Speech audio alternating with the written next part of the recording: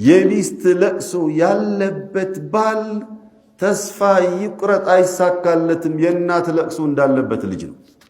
አይሳካለትም። ወላሂ እንድቹ ሐያቱ እንደተደበሰበሰ እንድቹ እዛችሁ እንደተንከባለለ አፈር እየላሰ የተነሳ እየወደቀ እየተነሳ ይኖራል።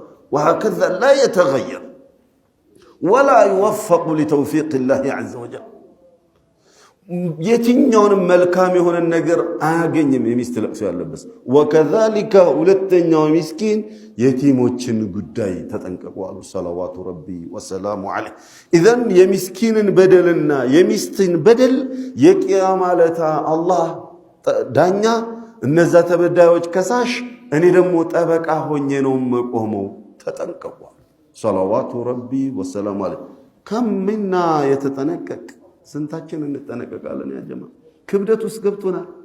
ደካማ ስለሆነች እጅህ ላይ ስላለች ስለምታስተዳድራት አንተ ባልነህና الرجال قوامون على النساء እምትለዋን የቁርአን አያ ጃሂሉም ሁላ አፍዟታልና ዓሊፍን ማያውቅ ሁላ الرجال قوامون على النساء እምትለዋን አያ አፍዟታል።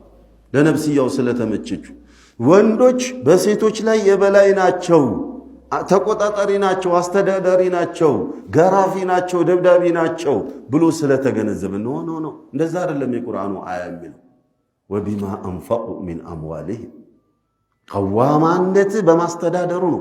የሚያስፈልጋትን ነገር በማሟላቱ ነው።